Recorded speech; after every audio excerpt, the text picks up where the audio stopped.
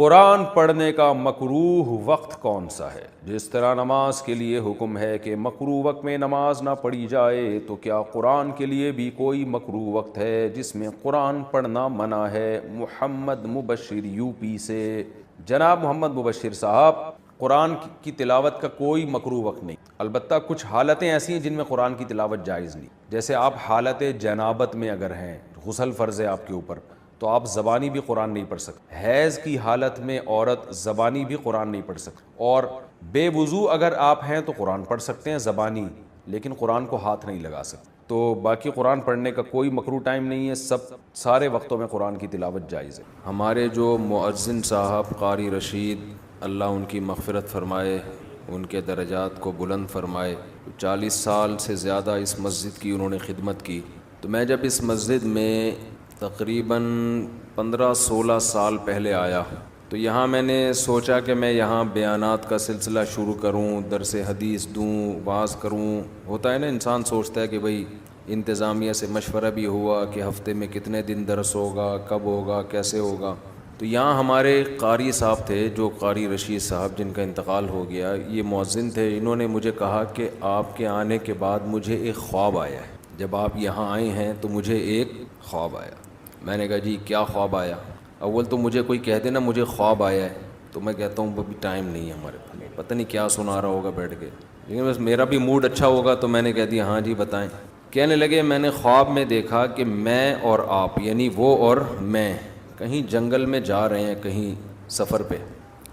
آگے دیکھا بڑے بڑے جنگلی جانور کھڑے ہیں، اژدہے اور ڈائناسور جیسے، نہیں خطرناک، شیر، چیتے۔ انہوں نے ہمارا راستہ روکا ہوا ہے، ہمیں آگے جانے نہیں دے رہے۔ کہہ رہے ہیں میں اور آپ کھڑے ہو گئے کہ اب کیا کریں، تو راستہ ہی بند ہے، اتنے بڑے بڑے اژدہے منہ پھاڑ کے کھڑے ہوئے۔ تو کہتے ہیں آپ کے ہاتھ میں قرآن تھا، تو کہیں غیب سے آواز آئی یا کہیں پتہ نہیں کوئی الہام ہوا، کیا ہوا کہ بھئی ان کو قرآن سناؤ، ان کو قرآن کا درس دو۔ تو کہنے لگے آپ نے قرآن اٹھا کے درس دینا شروع کیا، اور وہ سارے جانور آہستہ آہستہ اپنی جگہ سے ہٹتے چلے گئے۔ تو میں نے ان سے کہا اس خواب کی تعبیر بہت واضح ہے، دین کی دعوت ایک حق کا راستہ ہے نا، اس میں جو رکاوٹ ڈالنے والے جتنے فتنے ہیں، فرقہ پرستوں کے فتنے ہو گئے، ملحدین کے فتنے ہو گئے، بہت سارے فتنوں کی قسمیں ہیں نا۔ جیسے جنگلی درندوں کی قسمیں بہت زیادہ ہیں، جو آپ کو سیدھے راستے پہ چلنے نہیں دے، جو جنگل میں چلنے نہیں دیتے آپ کو، تو ایسے ہی فتنہ پرستوں کی قسمیں بھی بہت زیادہ ہیں۔ کچھ فرقواریت کی آگ میں جھلسائیں گے آپ کو، کچھ اسلام سے بدگمان کریں گے، کچھ اسلاف سے بدگمان کریں گے۔ تو اس خواب میں نے کہا اشارہ ہے کہ سب کا ایک ہی حل ہے کہ ان کو کس پہ لگا دو، قرآن پہ۔ تو اس سے آہستہ آہستہ یہ سارے خود بخود ختم ہونا شروع ہو جائیں گے۔ تو اس لیے میں نے درس قرآن کو کوشش کی ہے زیادہ فوکس کروں میں۔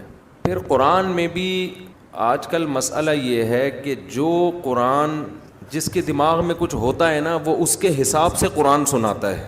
میں اپنی مثال دے دوں، اگر میں نے دماغ میں 4 شادیاں مسلط کی ہوئی ہیں تو میں ہر آیت سے 4 شادیاں کشیدتا رہوں گا، ٹھیک ہے نا۔ یہ ہوتا ہے بعض خطیبوں کے ساتھ، ہر چیز ادھر ہی اٹھا کے فٹ کریں گے۔ میں نہیں کرتا ایسا، لیکن ہو سکتا ہے یہ نفسیات بن جاتی ہے انسان کی۔ بعض لوگ جو جہاد کے قائل ہیں، ہونا چاہیے انسان کو، وہ ہر آیت سے جہاد جس کا جہاد سے کوئی تعلق بھی نہیں ہے، اس سے بھی کیا نکالا جا رہا ہے، وہ پورے قرآن میں الحمد سے لے کے والناس تک ان کا قرآن گھومتا ہے جہاد کے گرد۔ یہ بھی غلو ہے بھائی، جتنا جو چیز ہے اس کو اتنا بیان کیا جائے، جس کو جتنا رکھا گیا ہے نا۔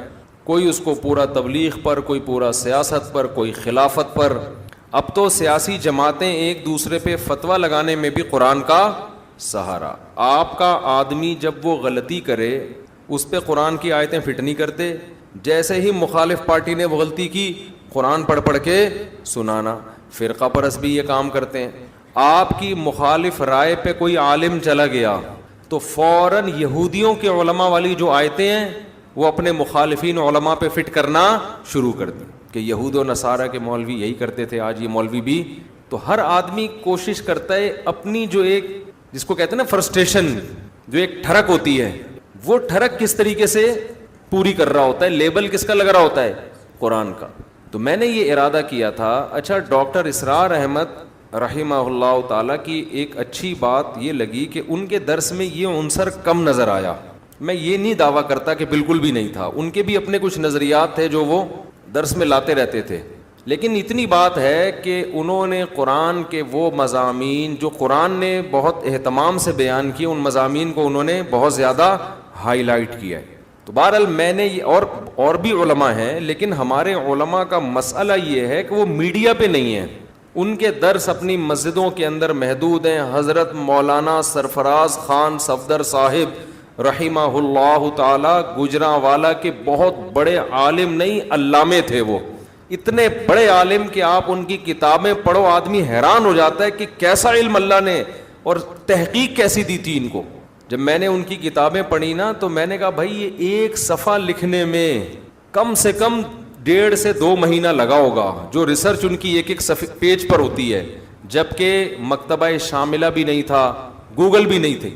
ان کے بارے میں تھا کہ جب وہ تحقیق کرتے نا ان کو پتہ چلتا کہ یہ حوالہ مجھے ملے گا ترکی کے فلاں کتب خانے میں فلاں کتاب میں ہے, یہ یہاں سے کسی کو بھیجا چل بھائی ترکی جا فلاں کتاب نکال تلاش کر, اس کے فلاں صفحے میں دیکھ کے مجھے بتا کہ ہے یا نہیں ہے, سمجھتے ہو. تو ایسے ان کی تحقیقی کتابیں ہیں, لیکن ہماری عوام ان کو جانتی بھی نہیں ہے. کیوں بھائی؟ وہ میڈیا کا استعمال ہی نہیں تھا, لوگوں کو پتہ ہی نہیں ہے. اور آج کل جتنے لوگ فائدہ اٹھا کے نا اپنی تحقیق لا رہے ہوتے ہیں, اصل میں ان لوگوں کی تحقیقات ہوتی ہیں, نسبت کس کی طرف کر دیتے ہیں؟ میری تحقیق, حالانکہ اپنی نہیں ہوتی کسی کی ہے, چوری کر کے اپنے کھاتے میں ڈال دی. محنتیں ان لوگوں نے کی ہیں جو دنیا کے سامنے ہے ہی نہیں. تو میں نے یہ ان کا میں عرض کر رہا تھا, ان کا بھی بڑا زبردست درس ہوا کرتا تھا. میرا خیال ہے 30-35 بار انہوں نے پورے قرآن کا درس ختم کروایا, مجھے صحیح طرح یاد نہیں ہے, 20 بار یا 30 بار اس طرح پورے قرآن الحمد سے لے کے والناس تک انہوں نے درس قرآن دیا ہے.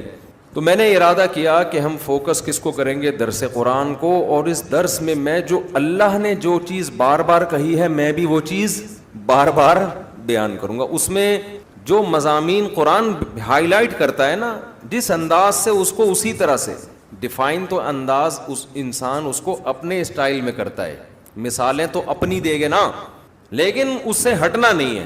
تو میں آپ سے گزارش کر رہا ہوں کہ اسی سلسلے میں میرا جو چینل ہے نا مفتی طارق مسعود اسپیچز, اس پہ تفسیر کے لیکچرز ہیں, 8 لیکچر ہیں عربی گرامر کے. اتنی عربی اس میں سکھائی گئی ہے کہ آپ کو قرآن کی زبان میں سمجھ میں آنا شروع ہو جائے. پھر انہی لیکچرز کو سامنے رکھتے ہوئے باقی درس ریکارڈ کروائے ہیں, انہی لیکچرز میں جو آپ کو گرامر آئے گی اس کی پریکٹس کروائی گئی ہے. تو تفسیر لیکچر نمبر 1, تفسیر لیکچر نمبر 2, تفسیر لیکچر نمبر 3, ابھی پتہ نہیں کتنے لیکچر ہو چکے ہیں, میرا خیال ہے 200 کتنے ہو گئے, تو بہت ہو گئے ہیں. تو وہ تو مجھے بھی پتا ہے بہت ہو گئے ہیں, تو کتنے, اچھا میرا خیال ہے 200 تک ہو چکے ہیں. تو آپ حضرات ایک کام کریں, وہ لیکچر بھی کیا ہیں اس میں بھی میں نے ٹو دا پوائنٹ قرآن بیان کیا ہے, دائیں بائیں بالکل بھی نہیں گیا, ٹو دا پوائنٹ, بس قرآن کیا کہہ رہا ہے. باقی دیکھیں قرآن تو ایک سمندر ہے نا, اس میں غوطے لگاؤ تو وہ تو مضامین نکلتے چلے جائیں گے. ایک آیت پہ 6 گھنٹے بھی تقریریں ہو سکتی ہیں, لیکن ہم نے کوشش کی ہے کہ اس کو بس قرآن سمجھ میں آ جائے کہ اللہ ہم سے کیا رہا ہے. باقی اس میں علمی نکات کے تو ایک پورا سمندر ہے. تو وہ لیکچر آپ لوگ سنیں, ابھی رمضان ہو رہا ہے ختم, اور آپ نے ہو جانا ہے مارکیٹ سے شارٹ, سمجھتے ہو. تو قرآن سیکھو نا, کچھ آگے بڑھو نا. یہ درس جو میرے ہوتے ہیں اس میں تو قرآن بھی چل رہا ہے اور پھر موجودہ حالات کے لحاظ سے ہم دائیں بائیں بھی چلے جاتے ہیں, اس میں ٹو دا پوائنٹ قرآن ہے. ان لیکچرز کو آپ سنیں, میرا چینل مفتی طارق مسعود اسپیچز پہ وہ لیکچرز اپلوڈ ہو چکے ہیں. رمضان میں ابھی ناغہ چل رہا تھا کیونکہ میرے مصروفیت اتنی ہو گئی تھی, ارادہ تو میں نے کیا تھا لیکن نہیں ہو پایا. پھر یوٹیوب کی بھی کوئی پالیسی ہوتی ہے, آپ ایک وقت میں اتنا مال ڈال نہیں سکتے یوٹیوب پہ, ٹھیک ہے نا, وہ نوٹیفیکیشن نہیں بھیجتا.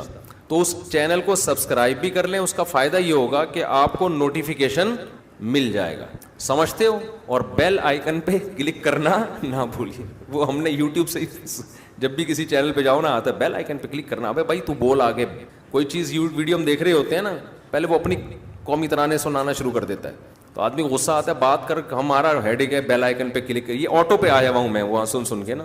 تو بیل آئیکن پہ کلک کریں نہ کریں, سبسکرائب کر لیں, اس سے کسی دن غیرت جاگ جائے گی آپ کی. جب بار بار نوٹیفیکیشن آئے گا تفسیر کے لیکچر کا، بھائی لیکچر شروع ہونے والا ہے، تو شاید کسی دن آپ کی غیرت جاگ جائے کہ آج سن لو یار.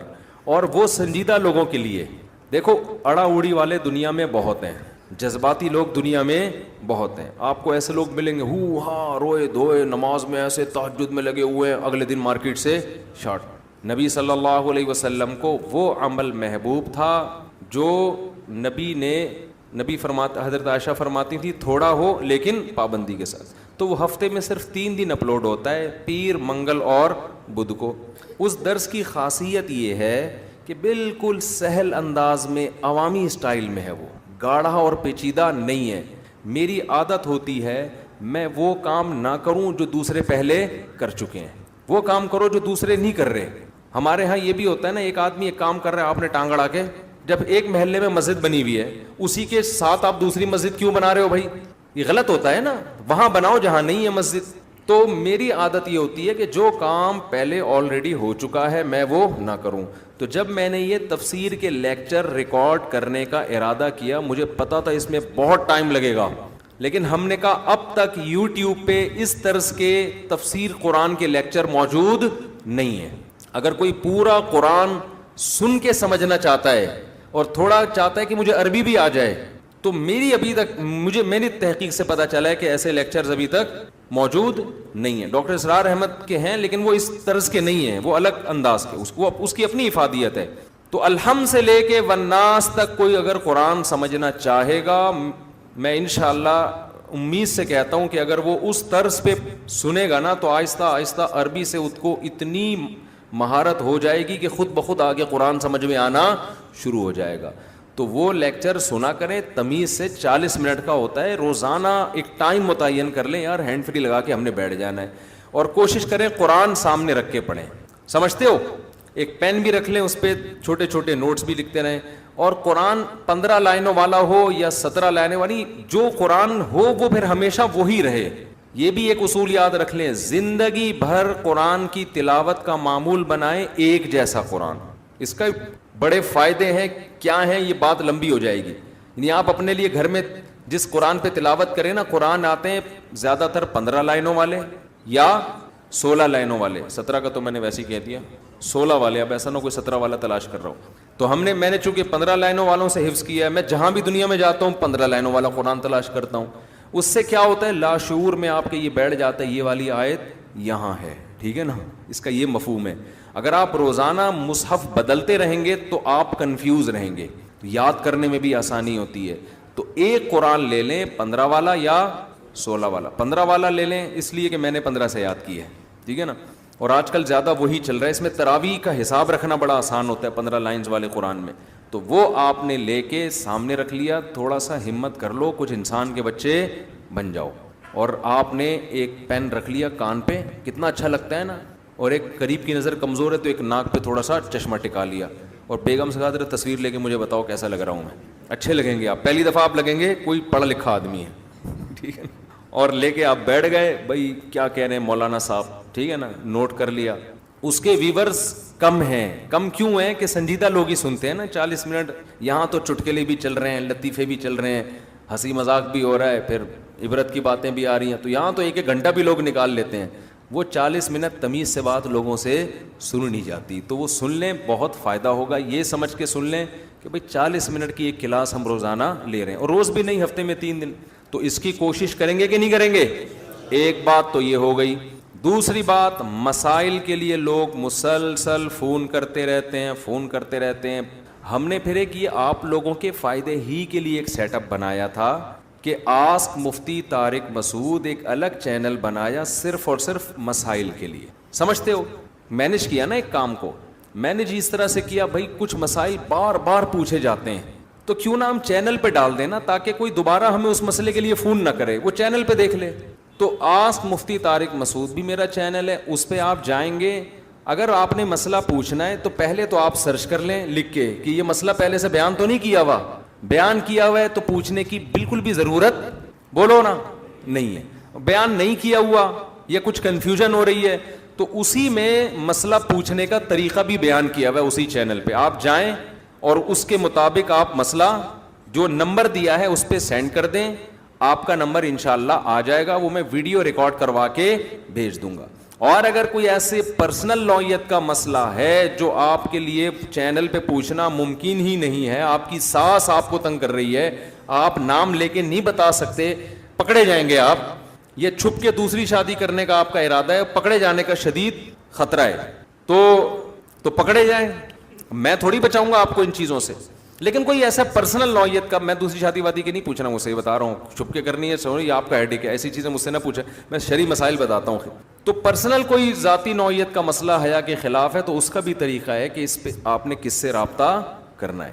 ہم تو رفع الدین میں سب سے زیادہ ہمیں مزہ آتا ہے, ٹانگیں چوڑی اور پتلی میں بہت مزہ آتا ہے کہ نہیں آتا. کوئی مناظر ہو جو رفع الدین کے مناظرے کرتا ہو, اس کو اس سے کوئی غرض نہیں ہوتی کہ یہ ہندو ہے مسلم ہے کیا, وہ دیکھ رہے ٹانگیں چوڑی کی ہیں کہ پتلی کی ہیں, اس کو اس میں مزہ آتا ہے.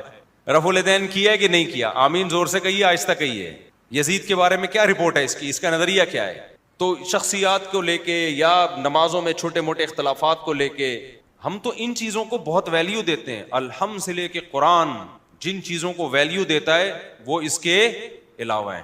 تبھی بار بار ہم کہتے ہیں قرآن کو قرآن کی زبان میں سمجھو. تفسیروں میں بھی بعض دفعہ یہ ہوتا ہے کہ جس کا جو دماغ ہوتا ہے نا, جو وہ لوگوں کا مائنڈ سیٹ کرنا چاہ رہا ہوتا ہے, وہ تفسیر میں اسی حساب سے تفسیر کرتا ہے. تو آپ جس کی تفسیر پڑھو گے نا, مفسر کا جو نظریہ ہوگا, مفسر کی نظر میں جن باتوں کی ویلیو ہوگی, آپ اس کو فوکس کرنا شروع کر دو گے.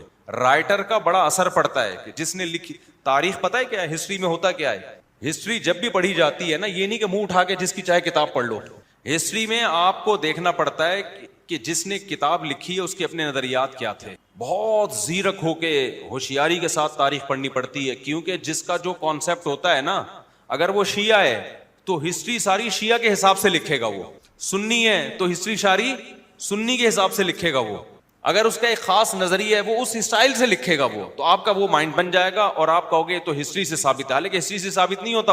وہ رائٹر جو مصنف ہے, مؤلف ہے, وہ اس کا اپنا نظریہ ہوتا ہے جو لاشعوری طور پر آپ کو پتہ بھی نہیں چلا ہوتا, اس نے اپنا نظریہ آپ کے دماغ میں انسٹال کر دیا ہوتا ہے. اچھے کو برا بنا دیا ہوتا ہے, برے کو اچھا بنا دیا ہوتا ہے اس نے. تاریخ میں بہت ہوتا ہے ایسا. اس لیے ہم کہتے ہیں صحابہ کرام کو سمجھنے کے لیے سب سے پہلے قرآن ہے. تاریخیں انسانوں نے لکھی ہیں اور قرآن اللہ نے لکھوایا انسانوں سے ہی ہے, مگر اس میں غلطی سے پاک ہونے کی ذمہ داری کس نے لی ہے, اللہ نے لی ہے. جب قرآن نے کہہ دیا رضی اللہ عنہم, نبی کے ساتھیوں کو جو بھی کلمہ گو مسلمان تھے ان کے فضائل بیان کر دیے, تو ہسٹری کی ایسی کی تیسی. میں یہ نہیں کہہ رہا ہسٹری سے صحابہ کا غلط ہونا ثابت ہو رہا ہے, ہسٹری سے ہوتا بھی نہیں ہے, لیکن ہسٹری جو لکھ رہا ہے نا, اگر اس کے دل میں صحابہ کا بغض ہے تو وہ ساری چیزوں کو اسی حساب سے لے کے جاتا ہے. وہ جو فیور میں چیزیں جاتی ہیں ان کو اگنور کرتا ہے, جو مخالفت میں جائیں گی ان کو ویلیو دے گا. وہ اس کو کہتے ہیں ایک آنکھ بند کر کے تحقیق کرنا. بعض اسکالرز ایسے ہیں جب وہ تحقیق کرتے ہیں تو ایک آنکھ بند کر کے وہ چیزیں دیکھتے ہیں جو ان کے فیور میں جا رہی ہیں, جو ان کے اگینسٹ جا رہی ہیں, وہاں سے آنکھ کیا کر لیتے ہیں, بند. اب جس کو صحابہ کا بغض ہے, ہسٹری جب وہ پڑھے گا یا لوگوں کے سامنے بیان کرے گا تو وہ چیزیں لے کر آئے گا جس سے ان کی شان میں کمی آ رہی ہو. وہ تمام چیزیں جس سے ان کی شان میں کی ویلیو بڑھ رہی ہو اس کو وہ اگنور کرتا رہے گا. تو یہ ہوتا ہے. غزوہ احد میں دیکھ لو نا, غزوہ احد میں صحابہ کرام کو شکست ہوئی. اب اگر آپ صحابہ کے بغض کا عینک لگا کے غزوہ احد کا مطالعہ کرو گے, صحابہ کے بغض کا عینک لگا کے, جیسے کہ بعض لوگ صحابہ کی نفرت کا عینک سے غزوہ احد پڑھتے ہیں, تو وہ بار بار کیا کہتے ہیں, دیکھو بھاگ گئے, حضرت عثمان فرار ہو گئے, فلاں صحابی میدان جنگ میں نبی کو اکیلا چھوڑ کر فرار ہو گئے. اور قرآن میں بھی آیتیں موجود ہیں, والرسول یدعوکم فی اخراکم, کہ رسول تمہیں پکارتے رہے اور تم میدان سے نکل گئے. رسول اکیلے ڈٹے رہے چند ایک اصحاب کے ساتھ اور تم میدان سے نکل گئے.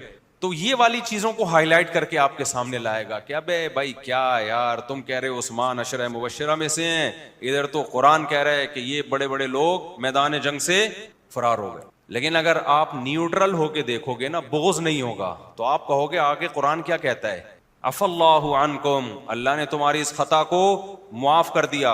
اور جب تمہیں شکست ہوئی, تم زخموں سے چور تھے, چاروں طرف سے دوبارہ دشمن نے گھیرنے کی کوشش کی, خالد بن ولید نے دوبارہ پلٹا مارا حملہ کرنے کے لیے, تو تمہیں لوگوں نے ڈرایا کہ لوگ تمہارے خلاف جمع ہو رہے ہیں, ڈر جاؤ. تم نے کہا حسبنا اللہ ونعم الوکیل, اللہ ہمیں کافی ہے, بہترین کارساز. اور نبی نے بھی موٹیویٹ کیا. صحابہ شرمندہ تھے کہ ہم فرار کیوں ہوئے غزوہ احد سے. تو نبی نے جب ان کے پاس گئے, نبی نے ان کو کیسے حوصلہ افزائی کی. صحابہ نے کہا ہم تو بھاگنے والے ہیں. آپ نے فرمایا نہیں, تم پلٹ کے حملہ کرنے والے ہو. اس سے صحابہ کے حوصلے کیا ہو گئے, بڑھ گئے. شکست خوردہ قوم جو زخموں سے چور پڑی ہوئی ہو, وہ دوبارہ جنگ کے لیے آمادہ ہو گئی.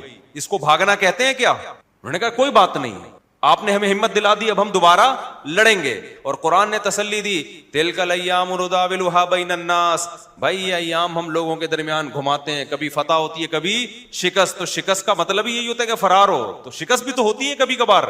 اور قرآن نے کہا عفا اللہ عنک, اللہ نے معاف کیا تمہیں. اس کے بعد جتنی جنگیں ہوئی ہیں سارے ڈٹے رہے ہیں.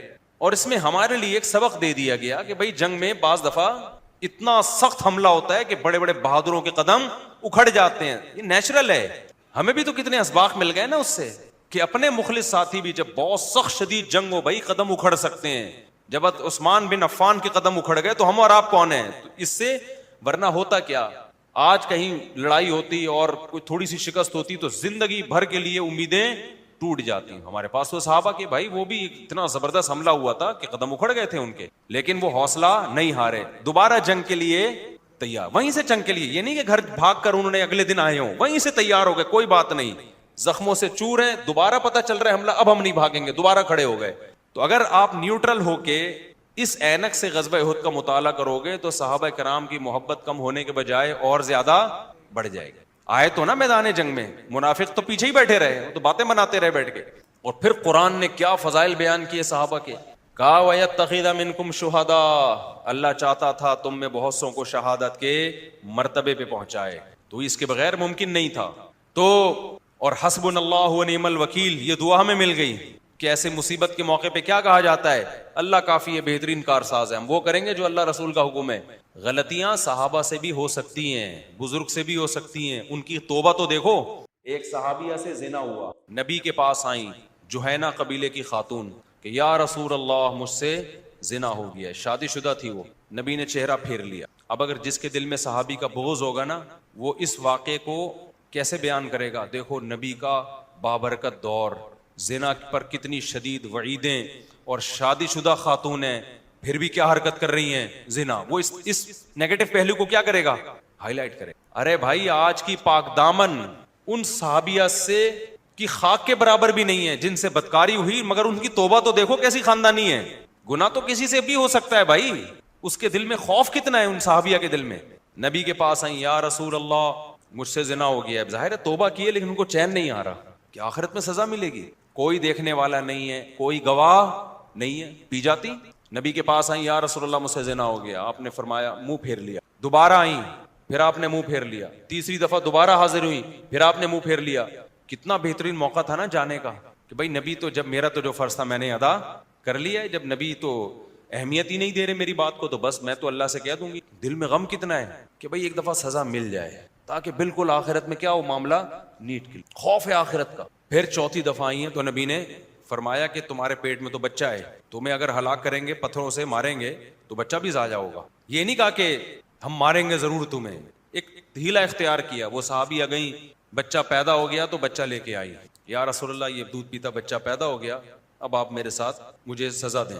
نبی نے فرمایا اس بچے کو تمہاری ضرورت ہے, ابھی تمہیں رجم کیا تو نقصان کس کا ہے, بچے کا. یہ کہاں سے دودھ پیے گا, اس کو کون پالے گا. وہ دوبارہ گئیں, بچہ جب 7 سال کا ہو گیا نا, انگلی پکڑ کے چلنا شروع. پھر بچے کو لے کر آئیں, روٹی ہاتھ میں تھی اس کی کہ اب یہ روٹی خود کھا لیتا ہے. سمجھتے ہو کہ نہیں سمجھتے. پھر نبی نے حکم دیا ان کو رجم کیا جائے. تو صحابہ کرام نے پتھر مارے اور ان کو رجم کیا. نبی صلی اللہ علیہ وسلم نے نماز جنازہ کا اعلان کیا, نماز جنازہ پڑھانے لگے. حضرت عمر نے فرمایا یا رسول اللہ ایک عورت بدکار تھی اور آپ اس کا جنازہ پڑھا رہے ہیں, بدکاری کے جرم میں قتل کیا گیا اور آپ اس کا جنازہ پڑھا رہے ہیں. تو نبی صلی اللہ علیہ وسلم نے کیا فرمایا, لقد تابت توبۃ لو قسمت بین 70 من اہل المدینہ لوسعتهم. اے عمر اس نے ایسی توبہ کی ہے, ایسی توبہ کہ مدینہ کے 70 کبیرہ گناہوں کے مرتکب میں 70 گناہگاروں میں یہ توبہ ڈیوائیڈ کی جائے نا تو سب کی مغفرت ہو جائے. اتنی بڑی توبہ کی ہے اس نے. اب جو نیگیٹو سوچے گا وہ اس زنا کو دیکھتا رہے گا. ابے یار نبی کے دور میں ہو کے نبی کی زیارت کی, اتنا پاکیزہ ماحول, اور شادی شدہ بھی ہیں, جس کے سوچ میں گند بھرا ہوا ہوگا وہ یہی کرے گا نا. کیا خیال ہے بھائی, سوچتا رہے گا, نبی کی وضاحت کے بعد بھی وہ یہی سوچتا رہے گا. جو بغض صحابہ ہوگا جس کے دل میں, لیکن جو نیوٹرل ہوگا نا, جن کی اوپر کھوپڑی صحیح سوچتی, کہتے ہیں بھائی ہم زنا نہیں کرتے, لیکن خدا کی قسم ہم ان کے برابر نہ کر کے بھی نہیں پہنچ سکتے جو ان کا معیار تھا. اللہ نہ کرے ہم سے ہو جائے تو ہم ایسی توبہ کر سکتے ہیں کیا؟ تصور سے ٹانگیں انسان کی کام جائیں اور رونگٹے کھڑے ہو جائیں. یہ منظر آپ نے دیکھا نہیں ہے رجم کا, دیکھ لو تو آدمی بے ہوش ہو جائے. یار کیسے پتھر سے اپنے آپ کو انسان ہلاک کرواتا ہے. ایک تو ہوتا ہے گردن اڑا دینا آسان ہے, آج کل وہ بھی کوئی نہیں کرتا, اور اپنے آپ کو پتھروں سے مار کے ایسی توبہ کون کرتا ہے؟ ماعز رضی اللہ تعالیٰ عنہ صحابی رسول, ان سے بھی یہی ہوا.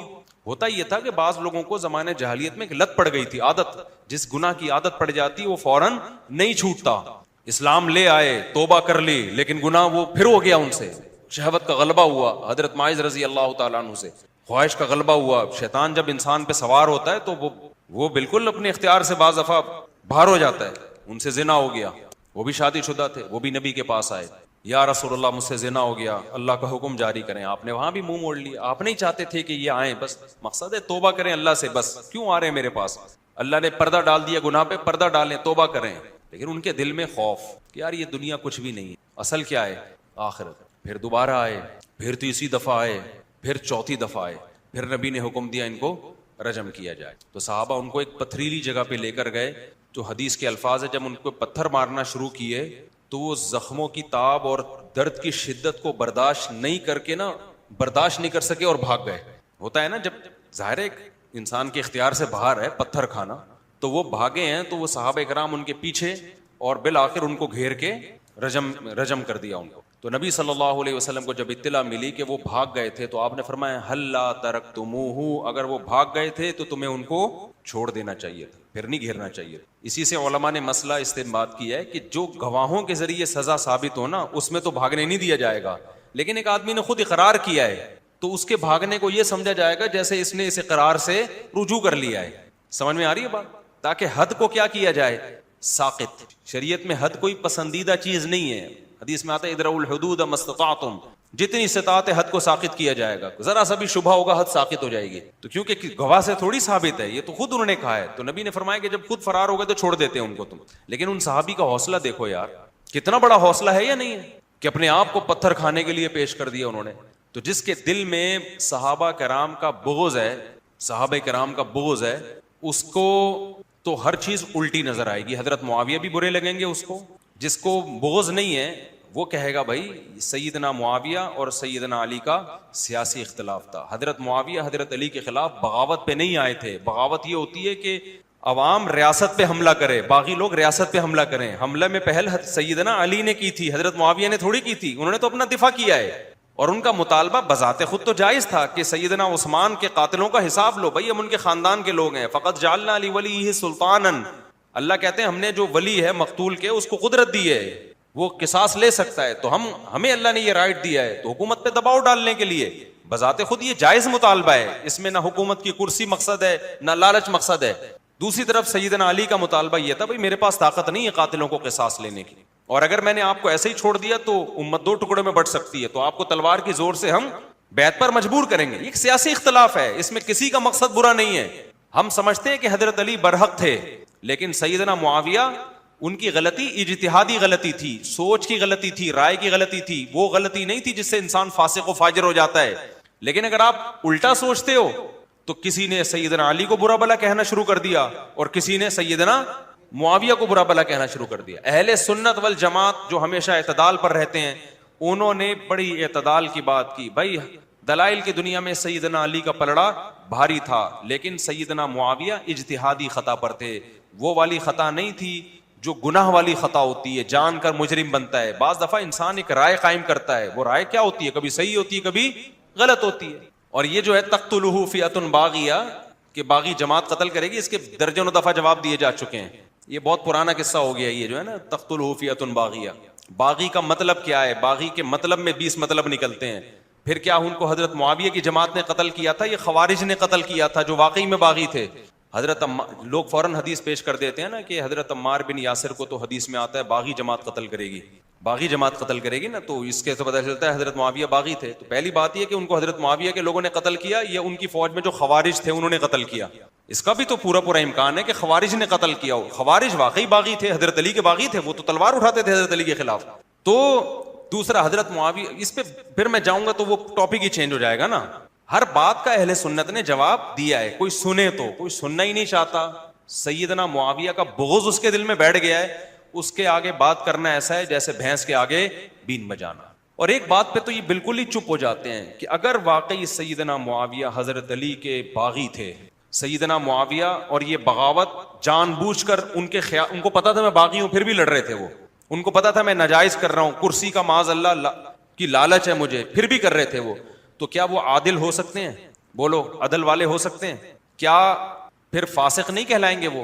اور تمام محدثین کا اتفاق ہے کہ فاسق کی حدیث قابل قبول نہیں ہے. جو کھلے عام فسق کے مرتکب ہوتے ہیں نا, عقیدے کی خرابی کو محدثین نے برداشت کیا ہے, فسق کو محدثین نے برداشت نہیں کیا. آپ کو پتا ہے بخاری مسلم کے راویوں میں بدعتی راوی موجود ہیں, بدعتی راوی موجود ہیں, کیونکہ وہ نظریے کی خرابی تھی, عمل کی نہیں. کس کی؟ نظریے کی. لیکن جو عملی خرابی ہے نا, اس کی روایت کو محدثین نے صحیح قرار نہیں دیا.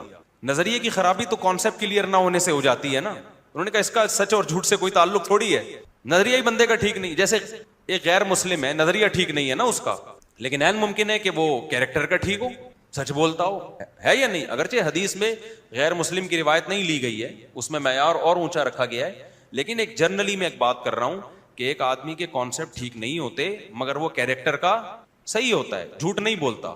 تو ایسے محدثین نے حدیث کے راویوں میں ایسے راویوں کو لیا جو بدعتی تھے, لیکن ان کے کیریکٹر پہ انگلی نہیں اٹھی, دو نمبر نہیں تھے وہ. تو ایسی حدیثیں ہیں, اور بخاری میں بھی ہیں, مسلم میں بھی ہیں, لیکن ایسی کوئی حدیث محدثین نے نہیں لی, اس کو صحیح نہیں قرار دیا. لی تو ہے مگر پھر صحیح قرار نہیں دیا, جس کے راوی کیریکٹر لیس ہوں. سمجھ رہے ہو؟ تو اب مجھے ایک بات بتاؤ, حضرت معاویہ اگر معاذ اللہ حضرت علی کے خلاف کرسی کی لالچ میں سب کچھ کر رہے تھے, نبی کی حدیثوں کو بھی جیسے لوگ الزام لگاتے ہیں پسے پش ڈال دیا تھا, تو پھر وہ کیریکٹر والے ہوئے یا کیریکٹر لیس ہوئے معاذ اللہ؟ کیونکہ داماد رسول کے خلاف لڑنا اور اتنی بڑی قوم کو لے کے لڑوانا, اس سے بڑا جرم کیا ہو سکتا ہے؟ تو پھر امام بخاری کے لیے حضرت معاویہ سے حدیث لینا جائز ہوگا؟ تو کیوں لیا امام بخاری نے حضرت معاویہ کی حدیثوں کو نقل کیوں کیا ہے؟ یہ الزام کس پہ لگتا ہے؟ سیدنا حضرت امام بخاری پہ لگتا ہے کہ نہیں لگتا؟ امام مسلم نے کیوں لی حضرت معاویہ سے؟ امام نسائی نے کیوں لی؟ صحاح ستہ کے مؤلفین نے, تمام محدثین حضرت معاویہ کی حدیث کو کوئی بھی ریجیکٹ نہیں کرتا کہ کیونکہ سیدنا معاویہ آ رہے ہیں تو معاذ اللہ یہ چونکہ فاسق تھے لہذا ان کی حدیث ضعیف ہے, ہم نہیں لیتے. کسی محدث نے بھی ایسا نہیں کیا. تو آپ کبھی علماء دیوبند کو برا کہتے ہو, کبھی بریلویوں کو, کبھی اہل حدیثوں کو کہ یہ ماموں کے پیچھے پڑے رہتے ہیں معاویہ معاذ اللہ, تو آپ امام بخاری کو برا کیوں نہیں کہتے بھائی؟ کہ آپ ایک ایسے شخص سے حدیث لے رہے ہو اور رضی اللہ عنہ بھی لکھ رہے ہو اس کے نام کے آگے عزت دے کے, جو معاذ اللہ فاسق تھے. تو یا تو فاسق نہیں تھے, آپ گڑبڑ کر رہے ہو, دلائل کے تانے بانے غلط ملا رہے ہو, یا اگر فاسق تھے تو میں کہتا ہوں پھر صرف وہ فاسق نہیں تھے, معاذ اللہ نقل کفر یہ سارے محدثین فاسق تھے جنہوں نے معاذ اللہ اتنے بڑے فاسق کی حدیثوں کو بخاری میں مسلم میں جگہ دی, اور رضی اللہ عنہ بھی لگا رہے ہیں اور بڑے احترام سے ان کا نام بھی لے رہے ہیں. سمجھتے ہو کہ نہیں سمجھتے ہو؟ بات کہاں سے کہاں چلی گئی. تو آپ جب اینک ہی غلط لگا لی ہو نا آپ نے, جیسے ساس کو بہو کا ہر اچھا کام بھی الٹا ہی نظر آتا ہے, اور بہو کو ساس کا ہر اچھا کام کیا نظر آئے گا؟ الٹا. مجھ سے کسی خاتون نے پوچھا میری نند میں یہ کچھ ہے, میں نے کہا چونکہ آپ کی نند ہے لہذا یہ کچھ اس کے اندر ہوگا, کیونکہ نند ہے وہ. یہی کچھ اگر بہن میں ہوتا تو وہ کچھ بھی. میں اکثر واقعہ سناتا ہوں نا کہ بہو سے کسی نے کسی خاتون سے پوچھا کہ تمہیں بہو کیسی ملی, اس نے کہا میری بہو ایک نمبر کی نالائق, کم بخت 12 بجے سو کے اٹھتی, اور میرا بیٹا جورو کا غلام بنا ہوا ہے. کہا اچھا یہ بتائیں آنٹی آپ کو داماد کیسا ملا؟ ماشاء اللہ اتنا پیارا داماد ہے, میری بیٹی 12 بجے سو کے اٹھتی ہے, کچھ بھی